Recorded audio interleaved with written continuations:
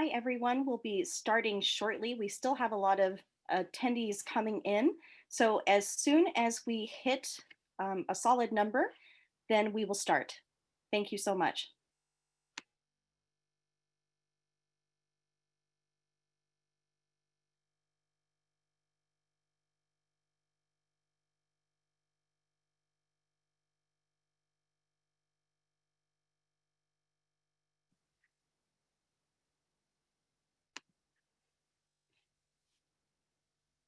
Hi, everyone. My name is Davi Kallman, and I am an Access Advisor at the WSU Access Center. I am also the Awareness Coordinator for the Access Center. I'm going to tell you a little bit about the Access Center because it's so important to understand, first of all, why we're doing this speaker series and what the Access Center does for students at WSU. The Access Center provides accommodations and services to incoming and current WSU students with disabilities that limit their access to the educational environment. Through this, we support the self-determination and development of students with disabilities through removing barriers to academic success, promoting self-advocacy, and providing support to foster student learning and engagement in all opportunities available at the university. We also help to foster support through awareness programming events throughout the year. This is one of the events that we are programming. We would like to welcome you to the Disability and Intersectionality Speaker Series. The idea for the speaker series evolved from the racial unrest taking place across the country.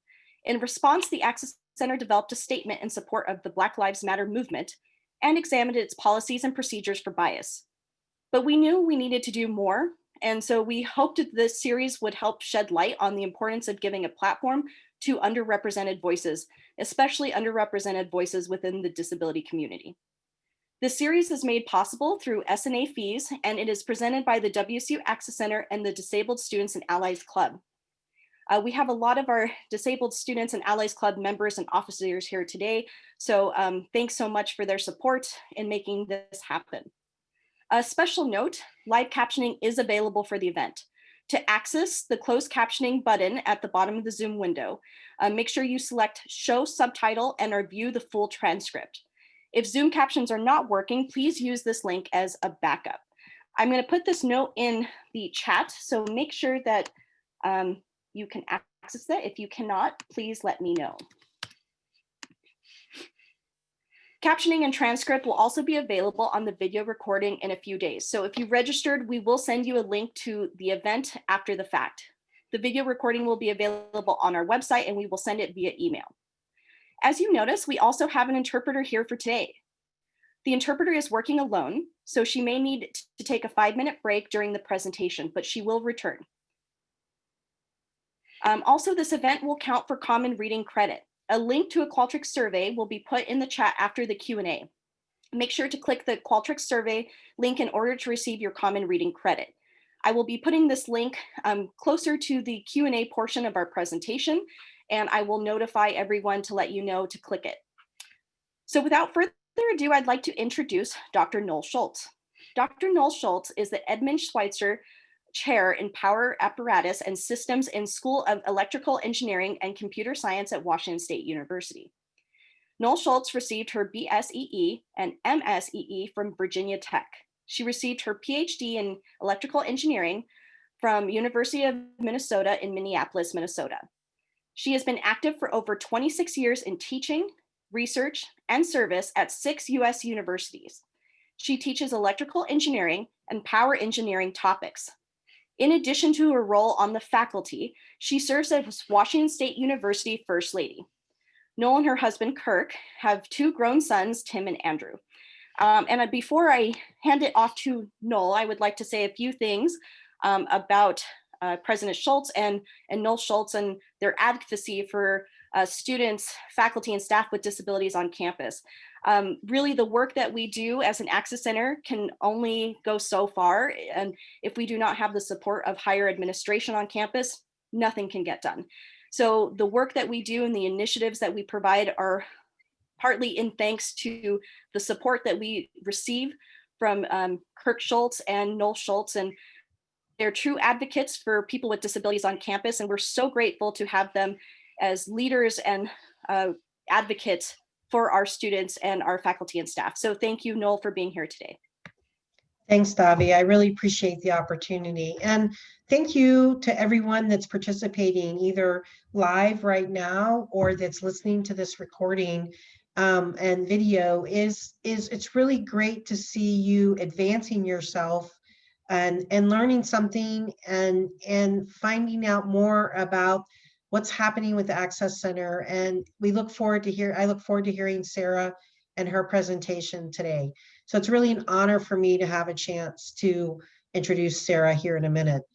Before, I want to talk a little bit about the topic and how important it is to WSU and to the state of Washington, the US and beyond, as we look at how do we work together, how do we understand each other better in this challenging time. And, you know, one of the things we were talking before we got started about how the computer has opened up those opportunities for us. And even in the silver lining with COVID right now is it does provide us an opportunity to come together no matter where we are all over the world and talk and visit and share about some of these topics. And that's really important for us right now to be able to do that. My mom was an elementary school teacher, and so she worked with students with disabilities during that time. And my sister was diagnosed with a learning disability, and we saw some of the resources, but we also saw how the challenges and how sometimes people didn't feel they belonged because they might have different disabilities. And so I think it's really important as we look at advancing as a group that we work on how do we help. We all have things we can do and things we're not able to do. How do we work together? And as engineers, it's exciting to see the different activities that are going on to help bring opportunities for those that have disabilities to participate in different activities, such as a recent seminar I attended where Microsoft engineers were working with those with ALS to be able to use computers for motorizing their wheelchairs or for being able to talk, as our WSU alum Steve Gleason has done and promoted. So these seminars are a great opportunity for us to learn, to expand our horizons, and really work to be more inclusive across the diversity, equity, and inclusion spectrum as we're working to have a one WSU that includes all folks that we interact with. So I appreciate, Davi, the opportunity, and I'm really looking forward to Sara's presentation. So a little bit about Sara Minkara. This presentation is hosted by empowerment and identity speaker Sara Minkara. Sara is a blind Lebanese-American woman who lost her sight at a young age, being only 7 years old. And Sara is the founder and president of the Empowerment Through Integration, ETI, which aims to empower and include young people with visual impairment in the Middle East, Northern Africa region. As a blind woman herself, Sara knows the struggles of being disabled in our society, and she's an advocate in the areas of disability inclusion and social entrepreneurship. Since founding ETI, Sara has continued her work in the social sector while also growing ETI from a summer camp to an organization that today reaches over 3,000 individuals across Lebanon and the United States. And we're fortunate to have Sara here, and we appreciate all the efforts of the Access Center to help those students that need help in the classroom and other areas, but also to help others be aware of how we can be an ally for students with faculty and staff with disabilities. So Sara, thank you for being here, and we look forward to hearing your message. Thank you so much, Dr. Schultz. Thank you, Davi, and thank you to everyone that is listening and participating today. I am excited, honored, and really thrilled to be with you all. So, before I get started, I'm actually going to introduce myself in a different way as well. And then from there I'll dive into my presentation. I'll walk you through my life journey, ETI, disability, intersectionality of disability, how can we be an ally and empower and include people with disabilities, and how we can take this forward to our own lives. So, I'm a daughter. I'm a sister. I'm a friend. I'm a colleague. I'm a troublemaker. I love math. I love to eat chicken. I love nature. I love to ride horses. I'm an introvert. I love to listen to audiobooks. I love to take long walks. I love to spend time with family and friends and drink coffee. I am a woman. I am Muslim. I am blind, and I'm very proud of it. When I was 7 years old, on my birthday to be exact, I woke up that day and my life was completely altered. I went from a world and a life where I can fully see to a world where I can no longer see. I woke up that day and we were in our summer house that overlooked these big, beautiful mountains. And when I woke up that day, I could no longer see the mountains. I remember calling out to my mom coming, and realizing that now her second daughter has also become blind. She hugged me really tightly and she said, Sara, everything is going to be okay. And to be honest, when you're a kid, you adjust and you listen to the narrative that's around you, and everything was okay. And that's because my mom, my parents, my family, my teachers, my siblings, my community empowered me, saw me, supported me, included me. My mom never allowed the narrative of disability to enter our home. The narrative that's, you cannot. There's something wrong with you. You're a burden, something to be fixed. But instead, she created a narrative of at home, a narrative of value, a narrative that you belong, you exist, and you're going to contribute. She pushed my sister and I to pursue our dreams and our ambitions, to continue to really move forward in life and bring value. She never let us utter the words, I cannot do this because I cannot see. We couldn't. We continued going to the regular public school systems in our town. She encouraged us to have dreams. What do you want to do when you grow up? What do you want to be? She encouraged us to embrace our disability as a strength, as an identity of part of who we are. And we lived our life fully. Went to school, was able to go to college, major in math and economics, went to Harvard for my master's, traveled to over 33 countries, was even able to hike and slide down a volcano in Nicaragua.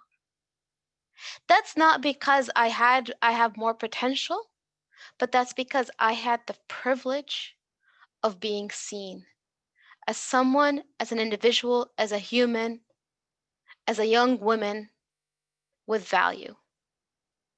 But growing up, I realized that this wasn't the reality for most kids with disabilities. And I saw that reality when we used to travel to Lebanon during the summers. My parents are actually from Lebanon, so we used to go there every single summer. I grew up in Boston. And during those summer trips, that's when I was exposed to the common narrative that's everywhere in the world, including here in the US, but in subtle ways. The narrative that, oh, poor you, I feel bad for you. The narrative that there's something wrong with you that needs to be fixed. The narrative that you're different. And I used to think to myself, if I lived in that narrative my whole life, I wouldn't be sitting in front of you. I wouldn't have accomplished or achieved what I've accomplished so far. But most kids are living that narrative of pity and charity. There's 1 billion individuals in the world with a disability. That's 1/7 of the world's population. So let's think about it. Imagine then majority of people with disabilities being marginalized, pushed to the side, and not included. We are losing out on that value. We are losing out what they can bring forward. We've had amazing people in the past, like Thomas Edison and others, that have disabilities and brought so much value to us. So that's why, in realizing that there's this huge issue of disability inclusion that's not being achieved, I founded my first organization, Empowerment Through Integration. I started it when I was in college. And it's funny because I never thought in a million years I would start a nonprofit. As I mentioned, I'm an introvert and I love math. And I had a plan of doing a PhD in, in economics. But when I was a sophomore year in college, I got a grant from the Clinton Foundation that allowed me to run an inclusive summer camp in Tripoli, Lebanon, where we brought together kids with and without disability, blind and sighted kids. It was a fun, recreational, and educational camp. The purpose of that camp was for kids to see and learn and understand the value of inclusion. Kids played together, learned one another, and learned that everyone had something beautiful to contribute. That camp, Camp Rafiki, was so powerful for the kids and for the parents and for the community and even for myself because it was one of the first time I said to the world, I'm proud to be blind. There's a really vivid image in my head. We one time, went into a supermarket. So let me take a step back. In that summer camp, we actually taught the blind and visually impaired how to use white canes, right? These canes, white canes allow for blind kids to navigate and walk independently. And a lot of kids are not taught these white canes because of the stigma. But we brought forward the canes and they were learning how to use the white canes. And one day we decided to do a field trip to the supermarkets where the kids were going to go to the grocery store, were going to buy their own groceries, were then going to go and make their own sandwiches. They were going to do all of this independently. They were going to manage their own money and everything. So we enter the supermarket. There's like 30 kids, white canes everywhere. And the manager comes to me. He's like, what's going on? Why are there so many blind kids in one space? But that was a powerful day and moment for everyone. For the kids, where they learned and they understood that I can be independent. I can be in this society and I can exist and I can contribute and I can move forward. And it was also powerful for the community, right? Where they saw kids with disabilities being out and about and being part of society. Because they don't usually see that because they're hidden.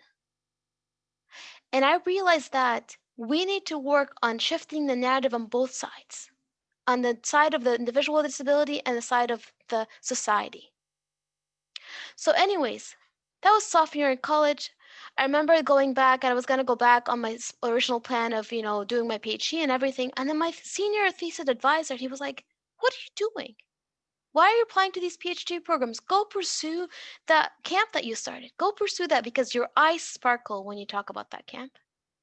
So at that point, I decided, you know what? I'm going to turn this into a nonprofit. I remember going home to my parents and saying, Mom, Dad, no more PhD programs. I'm going to start and run a nonprofit organization. They're like, what? But they supported me. And on I went. I established it when I was a senior in college, and I decided I want to pursue this. But I realized that I needed actually more experience and more knowledge. How do I run an organization and build programs, address the problem from a systemic level? I didn't want to just be able to run an organization and have an organization that's not addressing the problem at the core. I wanted to make impact. So I ended up going to Harvard and studying public policy. And I learned very important lessons there. One, I learned the aspect of what is systemic change. How do you address the problem at the core? I remember learning and reading about Muhammad Yunus, the founder of the Grameen Bank. The Grameen Bank, which is one of the largest microfinance institutions that allows and empowers women to be independent and start their own businesses. And the reason why he started that institution is because one time he was in Bangladesh and he met a woman that was working almost 24 hours a day, weaving baskets. And because she borrowed money from a loan shark because she can't access the economy like men can, she had to borrow money from a loan shark, pay to buy materials, weave baskets, sell, and majority of her profit went back to the loan shark. And he, at that point, wanted to give her $20 because he knew that was going to help her in that sense, in that moment. But he realized that she's not asking for charity. That's not what she needs. That $20 was going to help him and feel better. But that's not what she needs and many other women need. What they need is access to the economy. What they need is we need to change the system to make sure we include women into our economy. And that's why he started the Grameen Bank. So I thought about that point and I was like, okay, disability people are not asking for charity.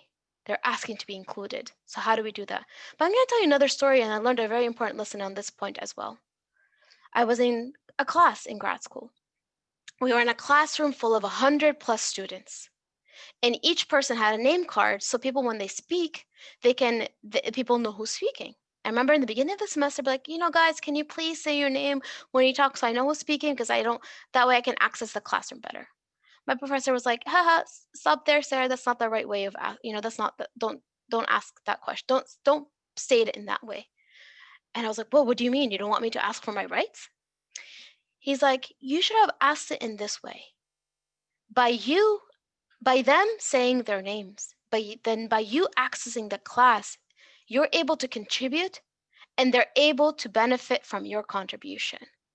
So the inclusion of you is a value for everyone. It's not just a human right. It's not only the right thing to do. It's the value aspect. It's what brings the most value to society. And that shifted my perspective when I thought about disability inclusion. It's not just a human rights. It's not just the right thing to do. We want to make sure that society sees it as a value-based aspect. This is going to bring value to everyone. So with all of that knowledge and those moments and those experiences, I realized that I wanted to address disability inclusion from a systemic level. I want to make sure that we bring value forward. We make sure that kids with disabilities believe that they have the right to belong and they are able to be independent and that they can contribute and they have value. But it shouldn't stop there. We need to make sure that society, on the other hand, wants to include with disabilities. Doesn't feel like they have to, but they want to. And in that sense, then from the get-go, systems, policies, procedures, programs, everything is built in an inclusive way because they want to integrate and include people with disabilities into the system from the get-go. And that's what ETI is working on achieving. Let's bring forward the value-based perspective. So I want to take a step forward and talk about how disability inclusion is it's so much more than, thinking about one type of disability. There's so many different types of disabilities. As I mentioned, there's 1 billion individuals in this world with a disability. 1 billion. 1/7 of the world's population. You have disability that's visible and invisible, and there's so many more that's invisible. You have disability that intersects with race and gender and health and employment and every single sector and identity and space. So I want every single one of us to think about, in my own space, are we including disability? Are we thinking about it? When I'm taking a health policy class, am I thinking about integrating the disability perspective? When I'm talking about gender equality, am I also including the disability perspective?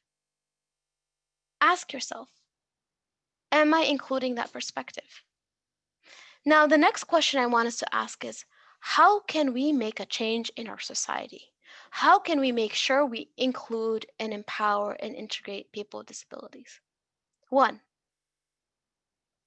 be an ally. Be an ally to your classmates. Be an ally to your neighbors, your community members. And realize that you have the power to be a support, an ally, and a friend to someone else. That's number 1. Number 2 is always be intentional and think and ask, the space I'm in, are we including disability? If not, why not? And how can we move towards that? And when I say space, not only the person, right, the physical aspect of a person, but also the content I'm learning, the policies that I'm developing, the programs I'm working on. 3rd, everyone here is going to move forward and do a profession, become someone, whether a lawyer, whether a teacher, whether a journalist. Think about that you have the power to make change and integrate the disability perspective in your own work.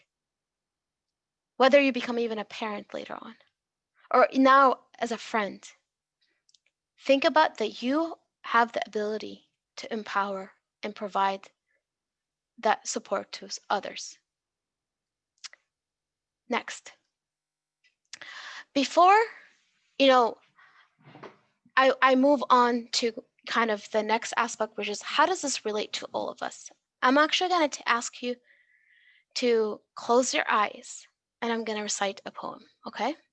So everyone close your eyes.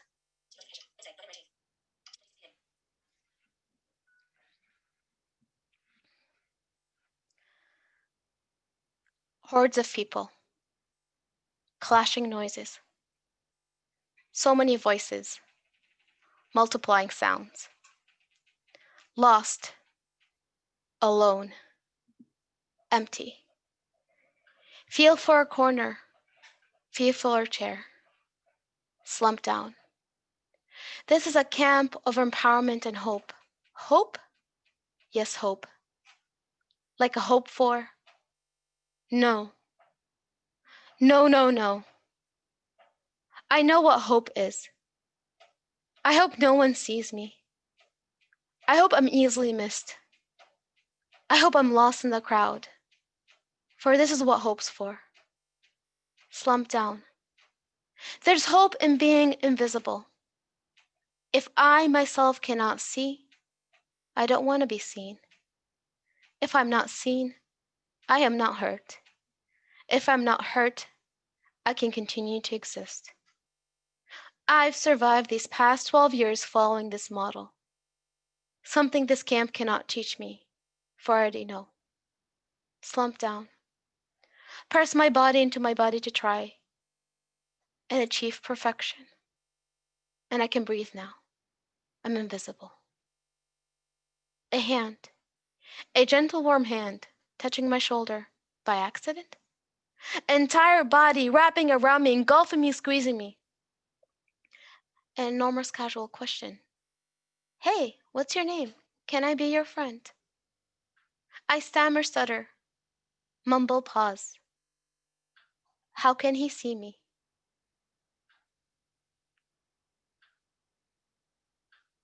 This is a poem from a true reflection of one of the kids that went through our camps and our programs. This sense that, you know what? I want to be hidden. I don't want to be seen because if I'm seen, I'm going to be hurt. I would rather not be seen and not be hurt. I don't want to be hurt by society's stigma and its perception of me because that in itself is going to further marginalize me. But this goes beyond disability. Every single one of us in this room has probably experienced being marginalized or faced one or more type of an ism. Whether an assumption or judgment, whatever it is. And when you're constantly facing that ism and dealing with it, it can disempower you. You sometimes might even believe it. And you want to hide it, or hide that identity, or hide parts of you, or not even leave your home. In a lot of places, I've traveled around the world, and I've seen this very common. A lot of blind individuals, because of how they're dealing with so much stigma, the white cane itself has attached so much stigma. A lot of people don't want to use it because it's tough, and it is tough. So my question to you is, how do we create spaces where everyone can bring their true self forward? And this is what I'm currently working on through my new company, Authentic Inclusion. Am I bringing my true self forward? If not, why not? What are parts of me that I'm not comfortable bringing forward? And let's reflect on that. And let's think about that. Because when you bring more of yourself forward, you bring more value forward. But it's not easy sometimes. And this is a life journey that I'm still learning. As a blind Muslim woman, oh my God, I deal with so many isms. And every single one of us are dealing with isms. So my first question to you is constantly think about what parts of ourselves we're still not bringing forward, and how can we turn that into something that we can embrace and bring it forward. But the other question is, how can we be the support and the change for others? And it's 2 points. One is, let's recognize that we are also part of creating the narratives in society. We are part of creating these isms, all of us, including me. So I wanted to always reflect on what are the narratives I'm contributing to? And how can I take a step back, be curious with myself, but also compassionate, and recognize my own bias, and replace it with one assumption. When you meet anyone for the first time, you assume one thing, that this person has something beautiful to contribute. And if you approach and embrace and interact with every single person with that mindset, you're going to be a source of empowerment for that person. Because let's be real. When someone comes to me and says, I expect great things from you, beautiful things from you, I know you have something beautiful to contribute, you feel empowered. You feel like you're going to belong. You feel like you're going to be able to make a difference. So we all have the power to empower others. We all have the power to also empower ourselves. So on the first point, reflect, ask yourself, and ask for help, ask for allyship to bring out your voice and perspective. And to the second point, think about the narratives that we're creating and how can we flip it so we are creating an empowering narrative for others. Thank you so much for listening to me, and I look forward to the Q&A sessions. Thank you guys. I really appreciate it. Thank you so much, Sarah. And then everyone, there is a Q&A box at the bottom of your Zoom screen. So feel free to type in questions. Please indicate if you would like to ask Sarah your questions yourself, or if you would like me to read them on your behalf. And you can start posting whenever. Remember, it is the Q&A function, not the chat.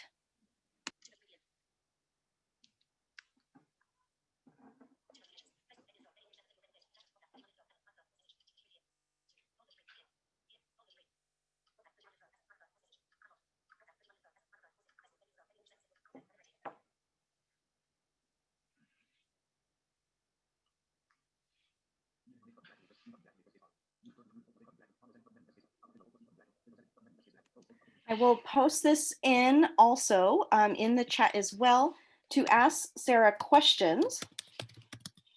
Okay. I'm getting them now. Give me one moment. All right, Sarah, we're getting tons of questions. It's great. Awesome. If you would like to read the questions to Sarah yourself, please make sure to indicate that in your question. If you would like me to read on your behalf, I'm happy to do so. So the first question we received is from Paige. Paige asked, during COVID-19, how can I, as a student, support any students with disabilities at WSU? That's a really good question. I think the first thing is, virtual reality, creates new types of challenges for people, right? And it's for everyone. I think the important aspect always to ask the question, what accommodations do you need? What support might you need? How can I be there for you? Ask. For me, I'm always a big fan of asking and being curious, but also through a lens of compassion, not assumptions, instead of assuming what that person might need. So that would be ask, but ask with compassion. Thank you, Sarah. Our next question is from Marianne. Marianne says, what does it mean to be an ally? Can you give some examples? That's a good question. So an ally can come in so many different forms, right? An ally, when you see, for instance, let's say you're sitting at the table and you see certain people that their voices are not being heard or they're not allowed to express their voice. Being able to say, George, can I please hear from you? Mary, can I please hear from you, right? Being intentional and recognizing that there's certain voices that might not be heard. When you see someone and they're trying to, get accommodations, for instance, right? Or get some kind of support.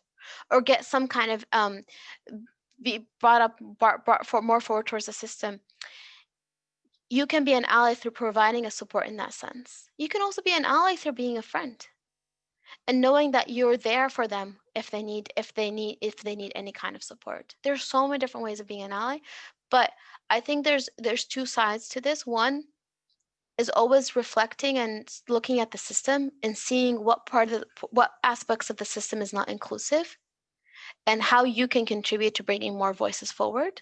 And on the other hand, it's asking people that you might think, in your own space, asking through curiosity, through a lens of compassion, how can I be a support and how can I be an ally? And that's very powerful in itself.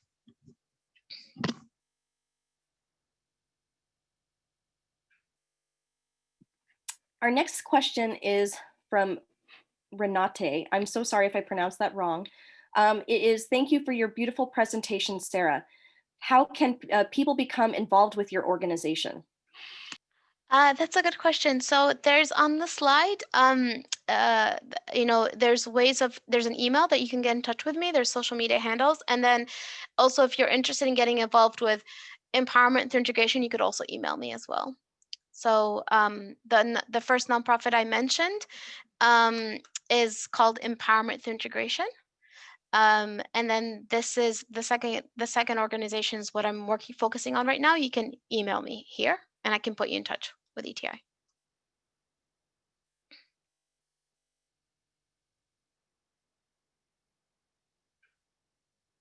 Thank you, Sara. Our next question, and if you all have noticed, I have actually put up the slide on the Zoom, so you should see it. The different social media handles that you can reach out to Sara is at Sara Minkara _, and then info@saraminkara.com and www.saraminkara.com. Our next question is from Tucker. Tucker asks, what was the name of your camp? Yes, Camp Rafiki, Rafiqi, and that word comes from the Arabic word Rafiqi, which means my friend.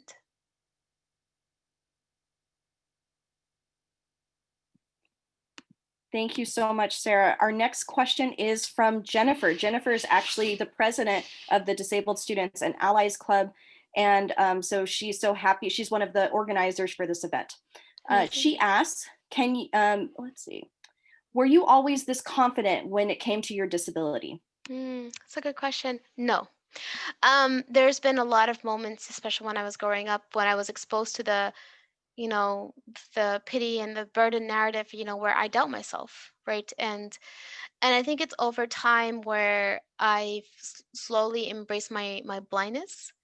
And and then through college and grad school, and I think through ETI, this is where I really embraced my blindness as a strength, But yeah, no, I've had a lot of moments of doubt, like all of us, right? And this is where I know I reach out to friends and family who know me and who can encourage me and say, Sara, don't let this get to you.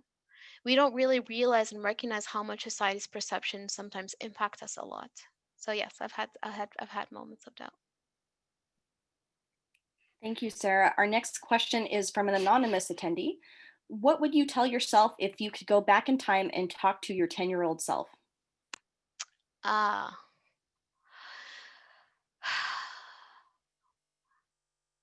That's a good question. I think enjoying life a bit more. I was too much into my studies and like wanting to do really good in my studies. And I think saying like everything is gonna work out and you never, whatever you think your future is, it does never. It always it gives you interesting surprises. I never, and even my family never thought in a million years I would start an organization. So and I think knowing that we can be more than we think we are. And that was a beautiful thing that I've learned over time. Thanks, Sara. Our next question is from Luke. How do you think social media plays a role in the societal norms placed around disabilities? I like that question. This is one of my biggest frustrations in a lot of things. So social media really perpetuates the two narratives when it comes to disability. First, the inspiration porn, as we call it in the disability world. Oh my God, you're amazing. You've been able to, I don't know, like cross the street or whatever, like there's this, like, you take things that are, basic life things that people then like, oh my God, you're able to live or you're able to whatever. And we call it inspiration porn. I'm not inspiring because I exist. It shouldn't be out of the ordinary if I went to college or whatever, right? That shouldn't be out of the ordinary. That should be normalized for everyone, including disability. Don't feel like you're inspired because of I'm doing this regardless or because of my disability. So that's one narrative that's really common. If you think about it, look at the media, it's really common, right? Oh my God, she was able to marry and have 3 kids, for instance. On the other hand, there's another narrative, which is the pity narrative.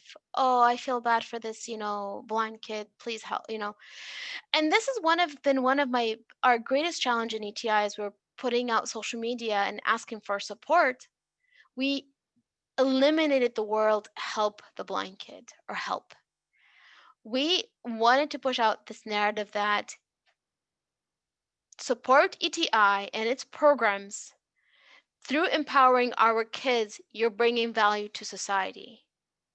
And that narrative, we kept on making sure we stuck to that narrative. But to be honest, that narrative is not like, the common one, and people don't get it at times.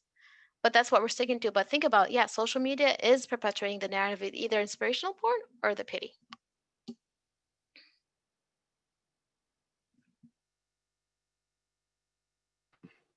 Thank you, Sarah. Our next question is from Alexandria.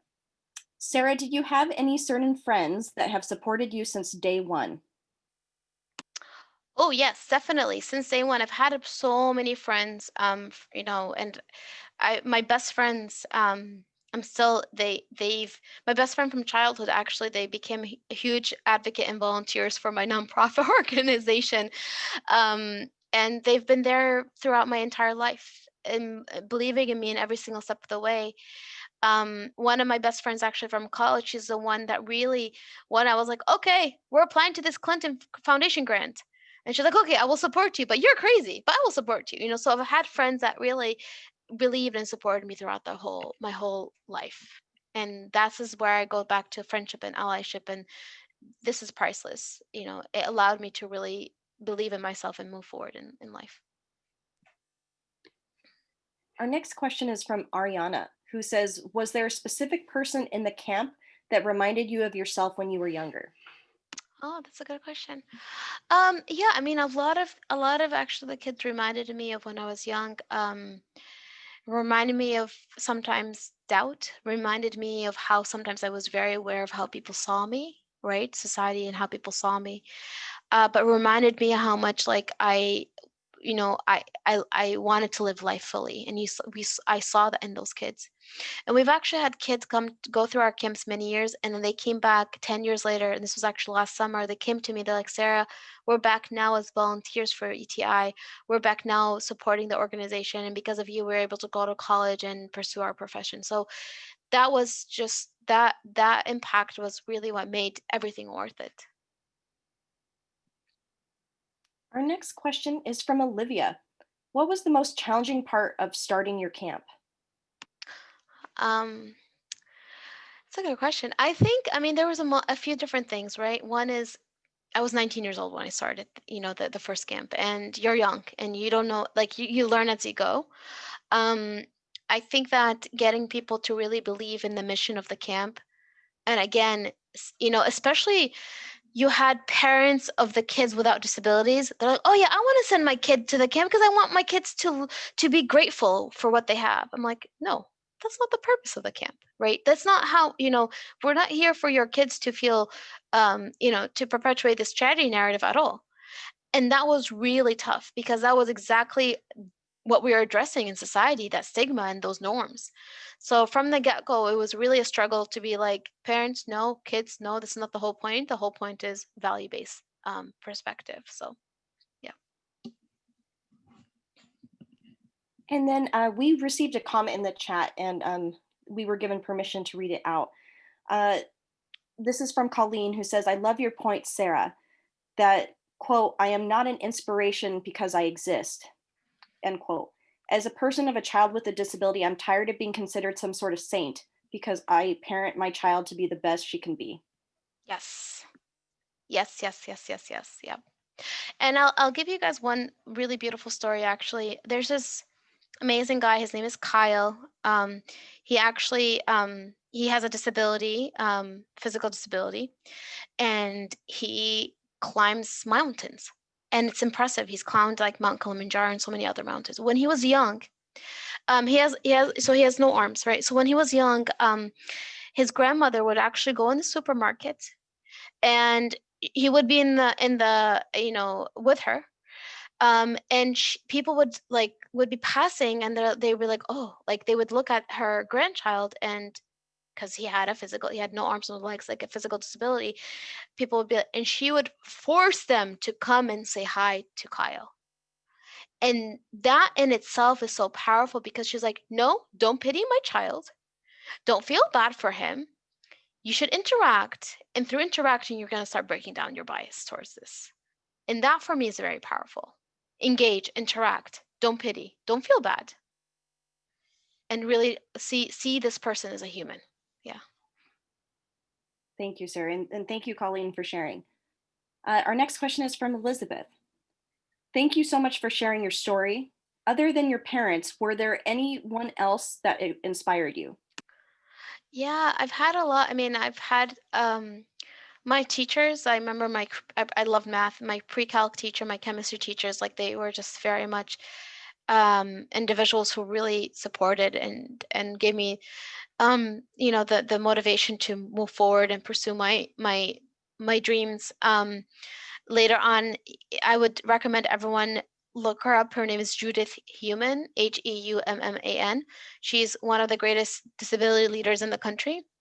I met her when I was 19 years old. I was when I was living in DC one of a summer, and she was a special advisor on disability during Obama's time, and she's one of the main ladies that really brought forward the ADA, the Americans with Disability Act. And I met her, and since then she's become like my second mom. She's been a mentor, advisor, friend, and everything. She's given me so much hope and inspiration because of everything she's done. So I definitely would recommend everyone looking her up. And she actually has a book that came out this year, and a documentary called Crip Camp on Netflix. That's a documentary about her and a few other disability leaders. Thank you, Sarah. And that book is called Being Human, but spelled human like Judith Heuman's last name. It's hopefully something that eventually we can get on our common reading list, because it's a great book and it really tells the disability perspective. Yes. Our next question is from Amy. Amy asks, "I want to hear more about your leadership and allowing for people to be authentically themselves. How can a person with many privileges be a good leader and encourage authenticity?" That's a really good question. I think, at first, recognizing the privileges that we have. And the second is you want to create a space of, and I go back to this phrase, curiosity through a lens of compassion. You want to create a space of dialogue. You want to create a space where everyone's voice is heard. You want to create a space where, there's that dialogue without assumptions. And this is very clear. Like you can tell when someone's asking a question, whether they're coming at it with a certain assumption or they're coming at it to really understand. When you do that, you allow for more voices to be heard and more people's perspective to be heard. One of the ways we actually do that is we've designed this really amazing workshop called Discovery in the Dark workshop, where people are, this is in person, we do them virtually, are blindfolded before they enter the room. It's not simulation of blindness. We're not actually doing that. We're against that. But we tell them, you cannot say your name, where you're from, what work you do, and your educational background. You're guided in with a blindfold on. You're sitting with a group of people you've never met before. So imagine you're in a group where you've never met these people before. You cannot make any visual assumptions, and you cannot talk about also your education, other assumptions, other labels. And through our 2-hour-long facilitates workshop, we guide them through a series of questions that allows people to really understand what are the biases and assumptions and perceptions that really impact how we see ourselves and how we see others. And it allows for people to really understand, oh my God, I'm more comfortable in this space because no one can see me. I'm more comfortable bringing out X, Y, and Z. Or, oh my God, because I can't see this person, I'm able to really take in more of themselves because I have no assumptions. So anyways, that workshops in itself is a powerful tool that we brought forward to the corporations and so many different spaces to allow executives and leaders and all that kind of stuff to really understand how can they create a space of authentic inclusion. Thank you, Sarah. Our next question is from Colleen, who would like to hear more about your messages to new parents of a child with disabilities. Um, a couple things. One is, you know, yes, the road is going to be um, a very interesting road. There will be challenges and obstacles and struggles, but that's more because the system in itself is still within our country that needs to be still more inclusive and more accessible. But knowing that your believing that your kid has something beautiful to contribute to this world, and truly believing that whether your kid is going to contribute to your the family or to society at large, whatever it is, but they have something beautiful, they have a purpose in this life. And by seeing that, that allows it to really then tackle every single obstacle and struggle that comes the way. And struggles and obstacles are technical. That's much there is a difference between technical obstacles versus adaptive struggles. What I mean is the mindset is the bigger issue. When you have a mindset that's more empowering and valued versus, oh, I feel bad, that makes a huge difference for yourself and also for your kid and how they believe in themselves.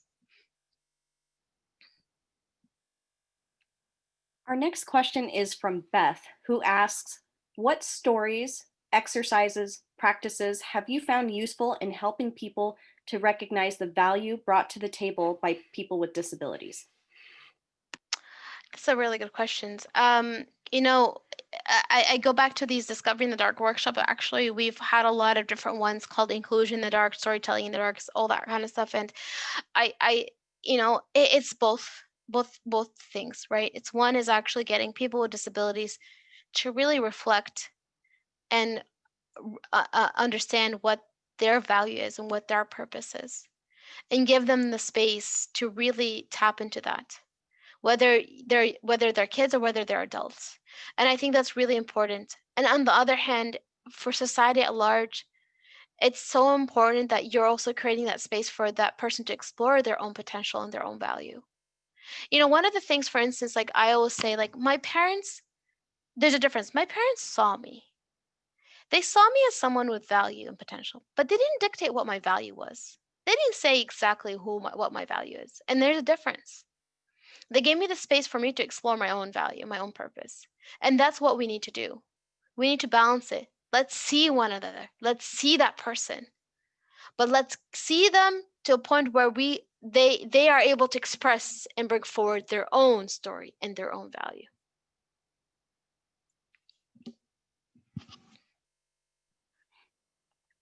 Our next question is actually from the Access Center Director, Meredith Goodwin. Meredith asks, how do we change the culture in higher education to embrace and recognize the promise and gifts of students with disabilities? Oh, that's a good question. Um, I believe that it's both top down and bottom up, right?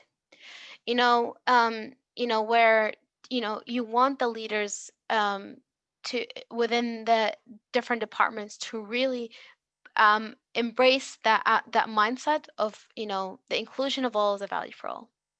And when you bring that forward, because let's be real, like you can have policies, and policies are important, and policies need to be institutionalized, right?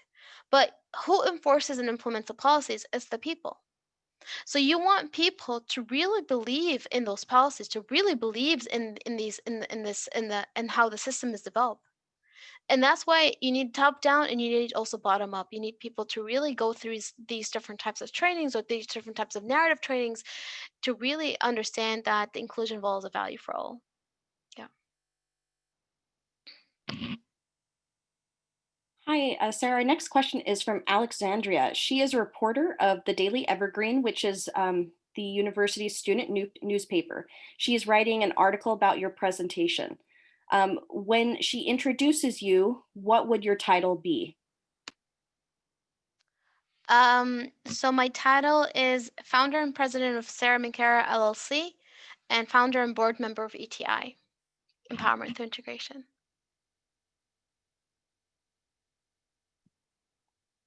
Thank you. Our next question is from the American India Foundation. I've been thinking about class privilege and the importance of resources, so money, influence, status, and how it plays in our work of advancing DEI. How can families who do not have the financial resources to support their children in getting access, for example? How can NGOs that have a mini budget afford sign language interpreters for their webinars to make them more accessible? That's a good question. I'm gonna say something that's a bit more,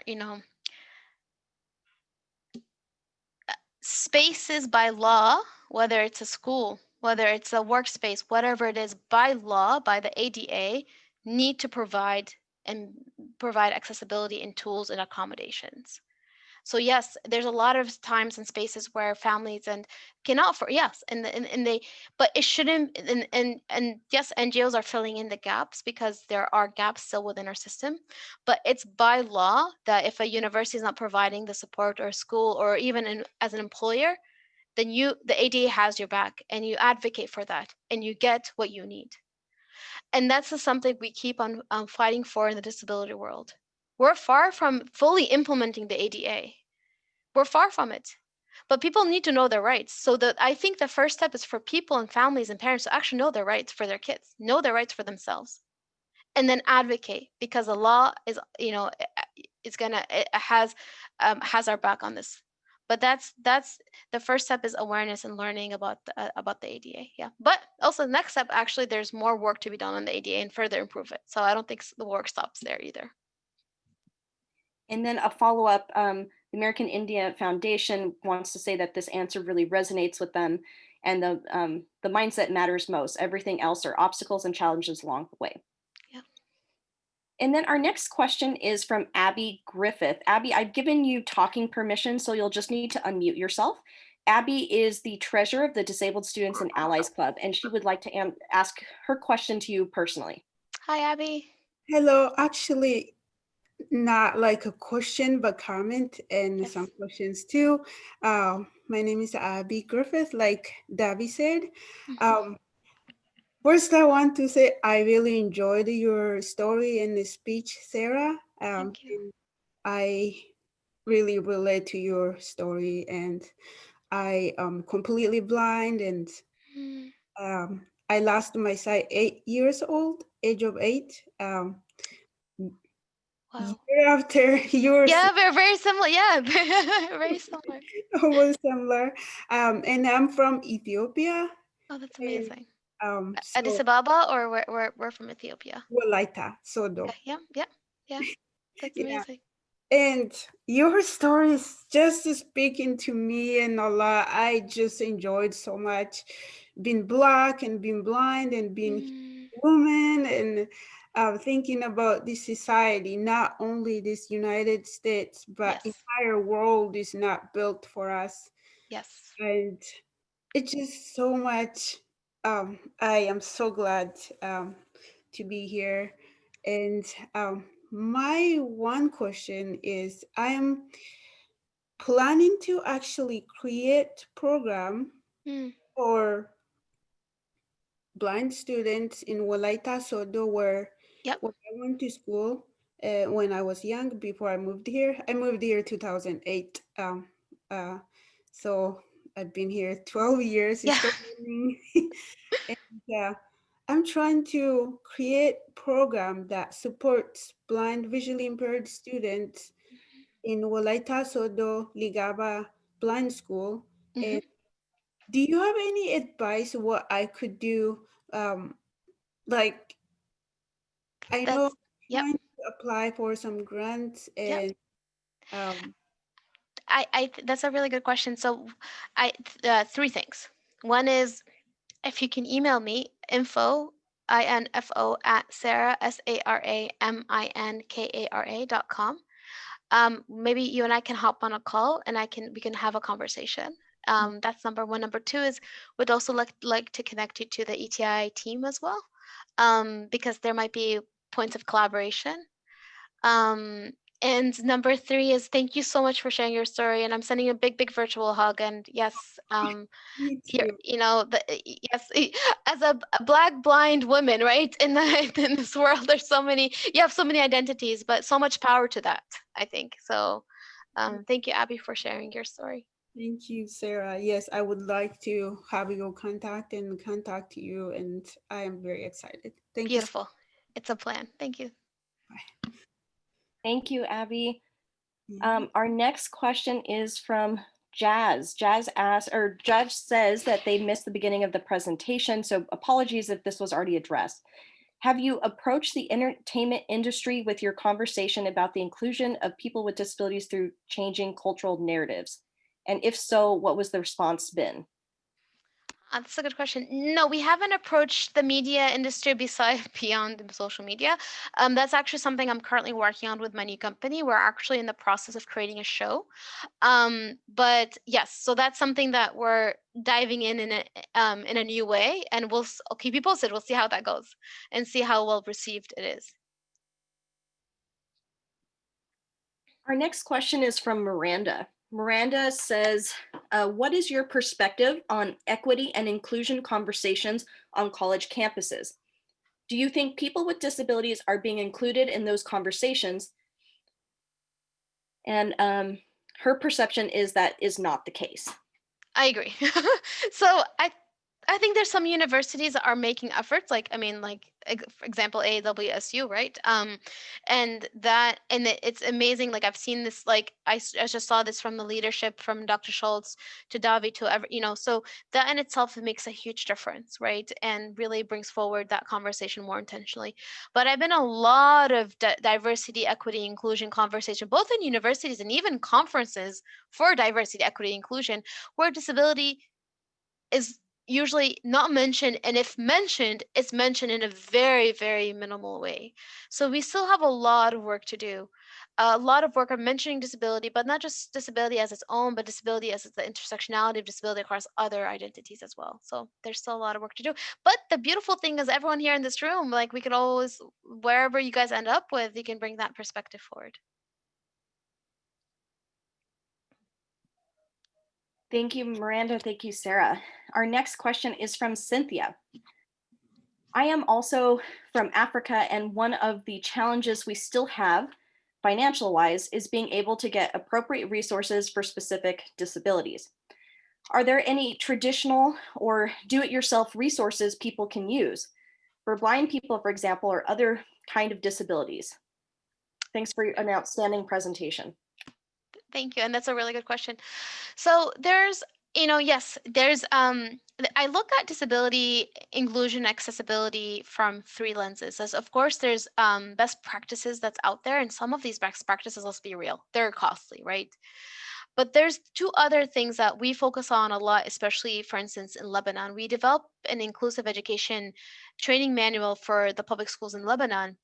And we did it in a way that we really encouraged teachers to think about design thinking innovation. There's so many creative ways of making curriculum, for instance, inclusive in a low cost and tailored ways. We just need to think outside of the box. So design thinking innovation, that's a really powerful mindset and tool to use when thinking about making a curriculum, for instance, accessible. Second point is positive deviation.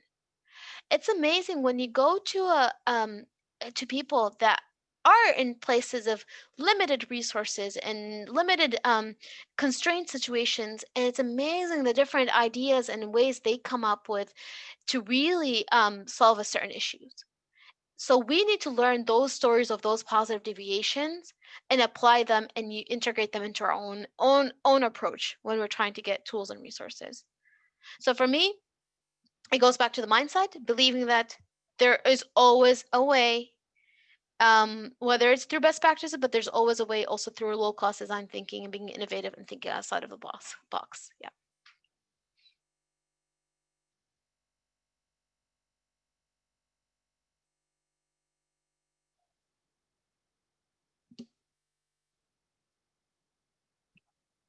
Hi, sorry, my printer decided to make funky little noises right before, but it's stopped now. Excellent.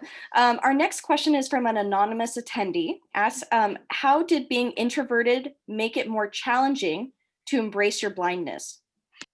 Ah, that's a really interesting question. Um,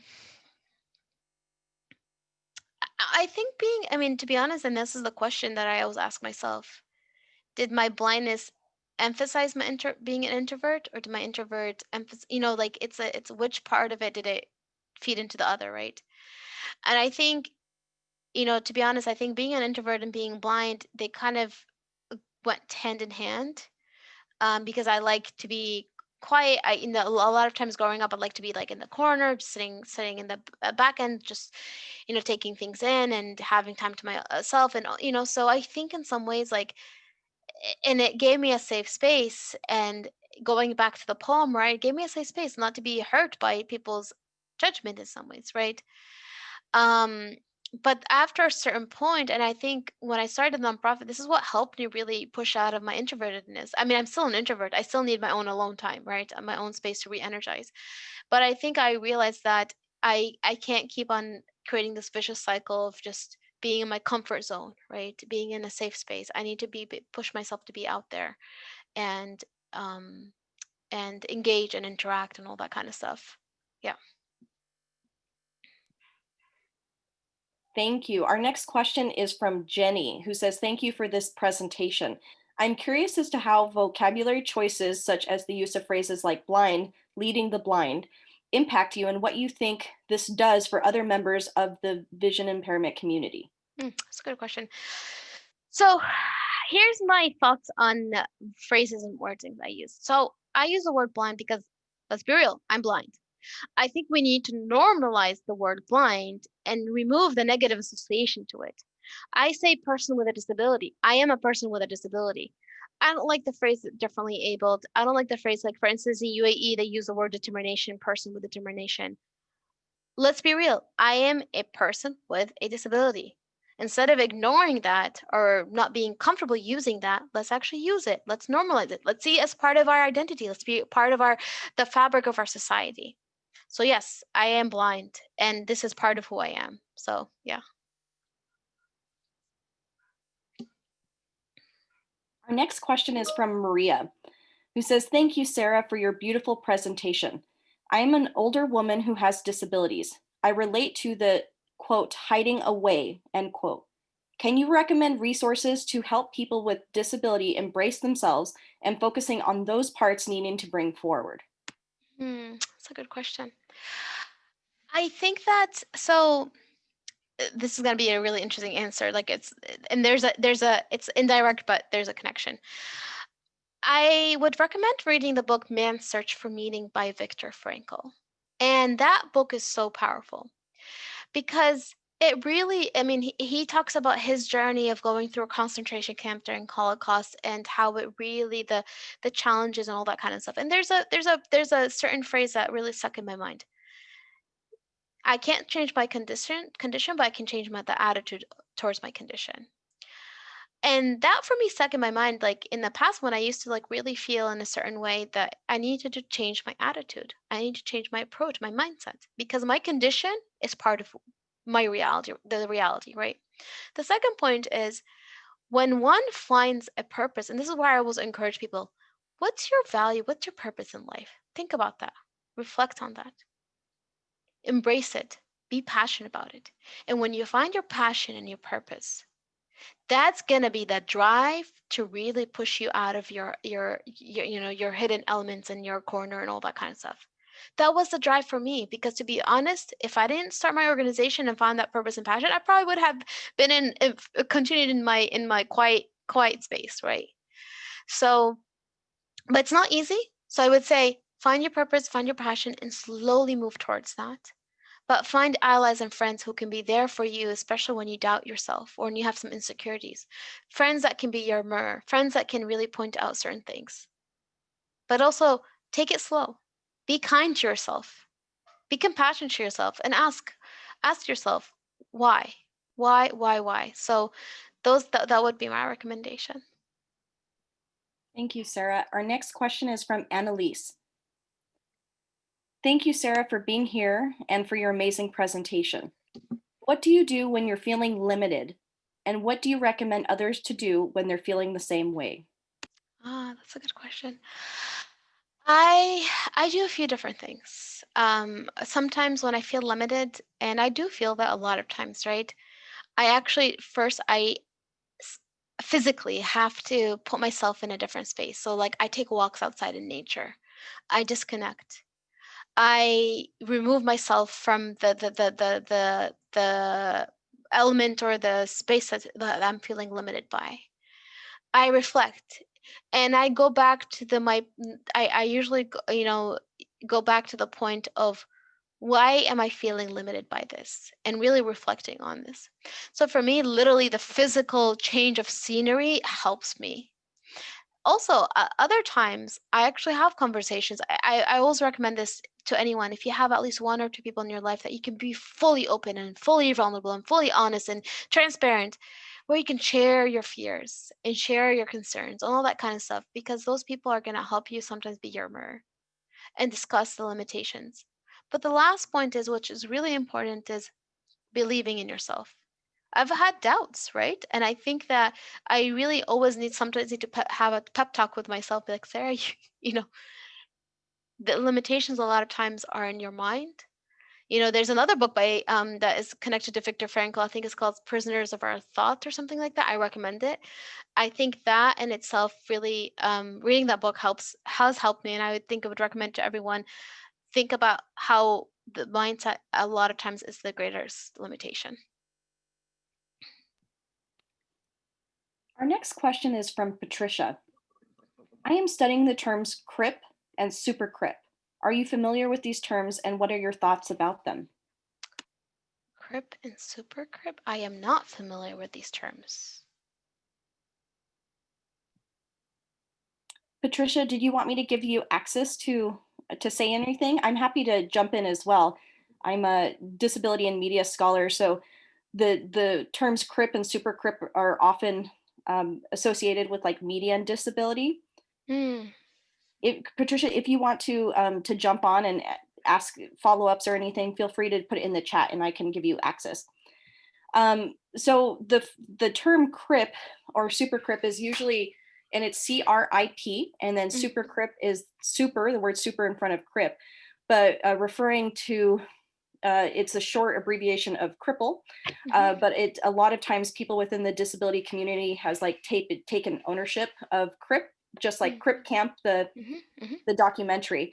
But super CRIP, on the other hand, is referred to as a term to describe characters or portrayals of disability in film, television, and media that are portrayed as super beyond their disability. So like the character Daredevil, that would be considered a super CRIP narrative. So these are super, I hate using that word, but super cripple, essentially. So if that gives any more perspective to it. Patricia, I'm going to give you, I know Patricia would like to say something, so I'm going to give her some access. Yes.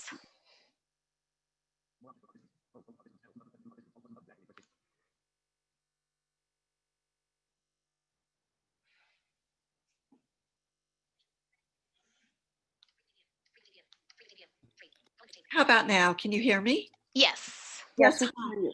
And thank you so much for your fabulous presentation. And the reason this came to my mind is because you are such a remarkable young woman.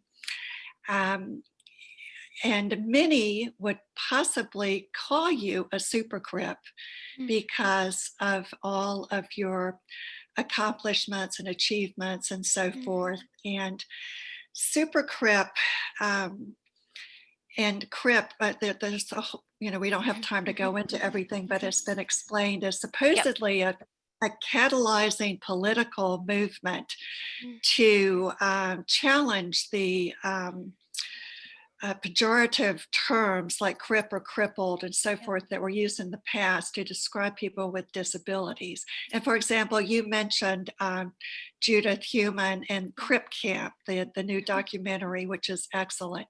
So I just, because of the fact that there are many people that would call you a super crip, I just wondered how you might feel about having that label imposed on you.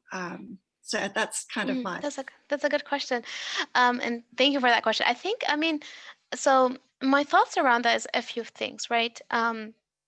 First, on an individual level, anyone who uses a certain term for themselves, that's how they see themselves. I think that's powerful, and that should be allowed. And whatever each person labels themselves, right? The word super crip, I think that. I think it depends on what it's trying to achieve, right? And sometimes putting the word super in front of it or whatever it is can also create a more of a space or disparity between the super crip and then the average person with a disability. That this is not real, this is not achievable, this is not like this person's different, whatever it is, right? You want to make sure that for me, my biggest thing that I advocate for is I want to normalize disability, that it's part of anyone that has a disability. It's part of our fabric, right? It's not different, or it's not something like, oh my God, and if this person has achieved, that means like I achieve not because of, regardless of my disability. Disability is part of who I am, right? So sometimes having the emphasis can emphasize the inspiration for a porn narrative, or can emphasize different aspects. But if someone wants to label themselves in that way, that's their right, right? So for me, it always goes back to, those terms are fine, but it goes back to, what is it associated with? What are we trying to achieve? And always ask ourselves those questions.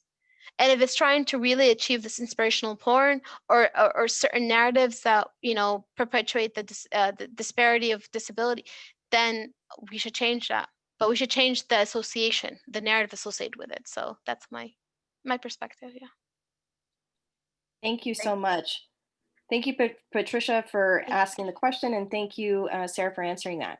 Our next question is from Ryan, who says, as a diabetic, it has often been tempting to take advantage of others' pity over the years. How do you avoid taking the easy route or pulling the disability card?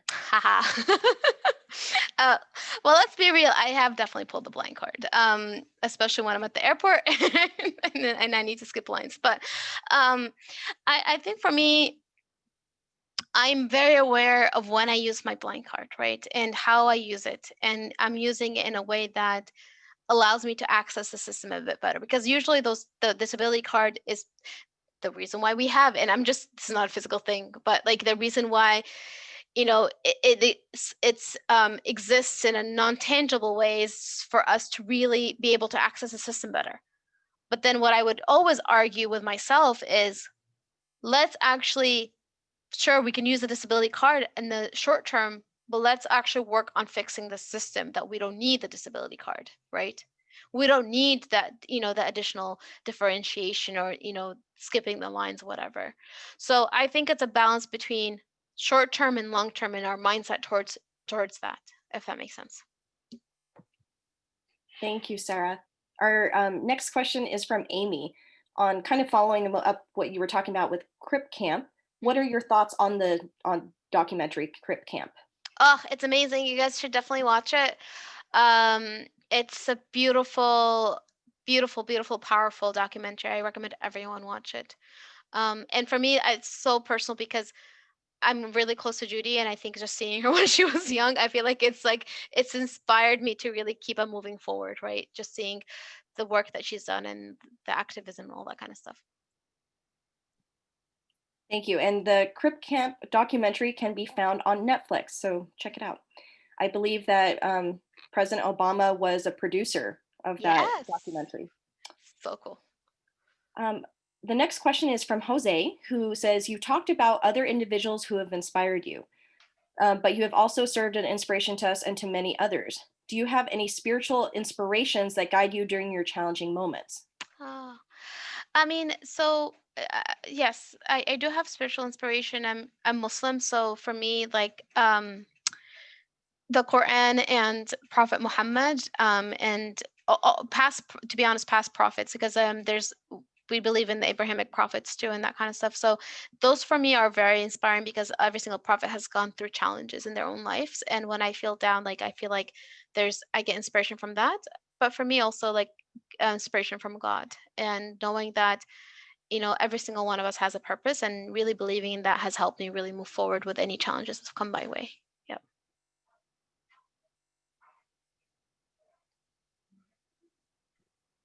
Thank you, Sarah. Our next question is from an anonymous attendee. It says, what are ways you think TV wrongfully represents disabled individuals, and what are ways you think we can get it right?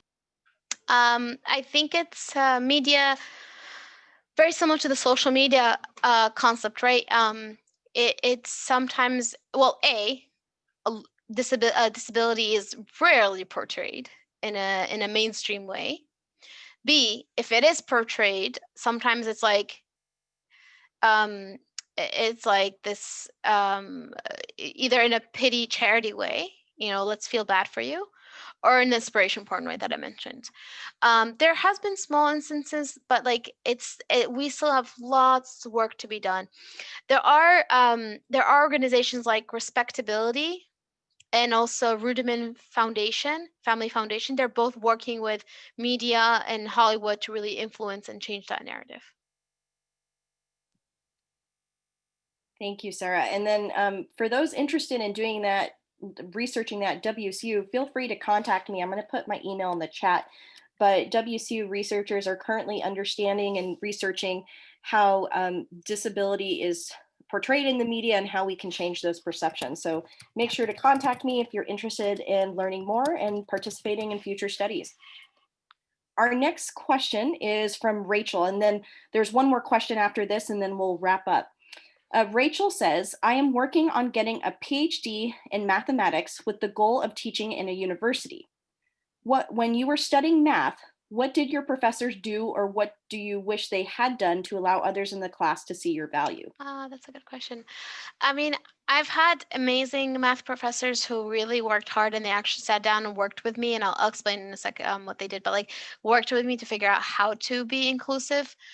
Because I was their first student who was blind. And I've actually had professors that I remember one professor told me, Sarah, don't take my class, you're going to fail it. And he told me that, and I was like, you know what, I'm going to take it. I'm going to show you, right? Because like,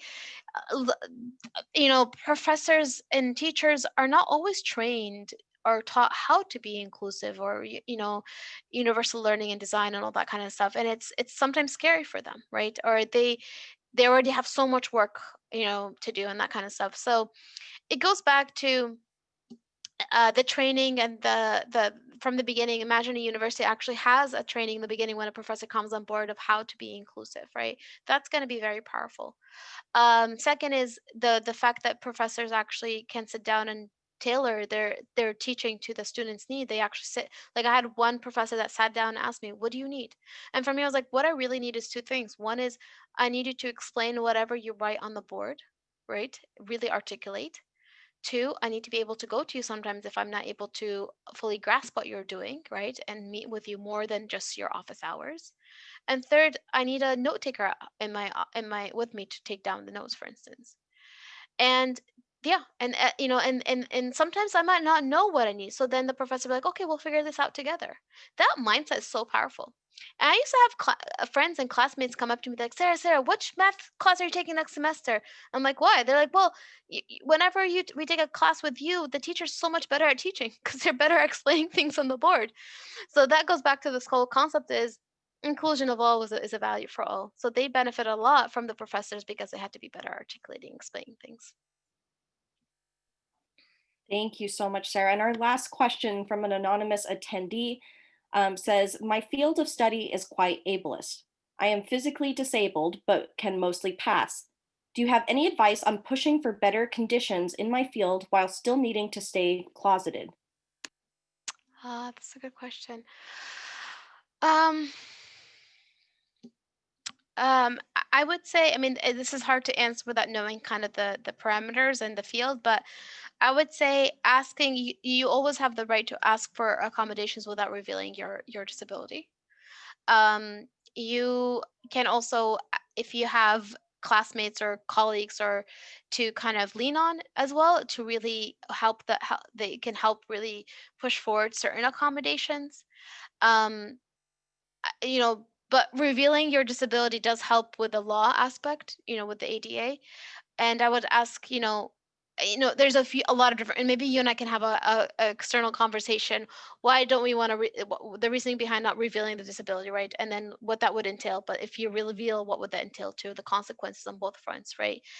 But I would say, like, you always have the right to ask for accommodations without having it be labeled because of a disability too. And my dream is we come to a point where ableism is not part of our reality and that things are inclusive and accessible. Yeah. And just to add upon that, just because I am an Access advisor at the Access Center, if you decide that you do want to disclose and get accommodations that you deserve, we're here for you at the Access Center. All you need to do is reach out to us. And, we're very good in talking directly to the professor, where they will not make a big deal about it with the rest of the class. So feel free to reach out to us. I will put our generic email in the chat. And if you want to learn more or just get some more information, feel free to reach out. We're here for you. And with that, there's only a couple minutes left, so I want to make some last minute announcements. First of all, thank you, Sarah. You have been wonderful and for answering so many questions. I think we had over 30 questions from participants. So thank you, participants, and thank you, Sarah, for sticking with us and answering all of those. Sarah is actually the last speaker in our Disability and Intersectionality speaker series. It has been widely successful, and we think, the main purpose is to change perceptions regarding people with disabilities on the WSU campus. And I think we were able to do that with this series. Thanks to you, thanks to the people who attended, and thanks to our speakers. And thank you to WSU leadership for coming and for introducing our speakers and for making sure and letting our audience know how important disability is on the WSU campus. Our last event that we have of the semester is the Disability Invisibility book discussion. We had a virtual book club this semester. You do not have had to read the book or even buy it. If you just want to participate in the last discussion, we'd love to have you there. Everyone is welcome and included. It is on the Access Center website. And we are very lucky to have the editor of the book joining us for the last discussion, Alice Wong, who is an incredible disability advocate and ally. And she is really one of the greatest allies that, the community has in terms of disability and representation. So we hope you're able to join us. Remember, you do not have to read the book to be able to participate. She'll be answering questions and just talking to our members. Anyone is able to join. Starting in the spring semester, we'll have another series of events. We'll have actually our largest event, which is our Disability Awareness Symposium. That symposium is March 29th through April 2nd. It's going to be a full week long. The entire symposium is virtual and open and free to everyone. The theme of the symposium is Fitness for All, Inclusive Fitness and Sport. And this event will include mindfulness and well-being, as well as physical fitness. And it will be free to everyone. So it includes virtual fitness classes as well that are inclusive and adaptive. And the last bit of information is for students who are getting extra credit for participating, and for fraternity and sorority members that are getting programming credit. As soon as this session ends, you will be directed to an exit survey. Please make sure to fill out the exit survey so we can give you credit, and I can notify your professors and your fraternities and sororities. Thank you so much for participating today. Earlier in the chat is a link to the common reading credit. Please let me know if you did not receive that. You will have to fill that out in order to get the common reading room credit. Without further ado, just want to say thank you so much for being a part of this amazing series. We wouldn't be able to do it without our speakers and our audience. So thank you so much and have a wonderful day and a wonderful Thanksgiving break.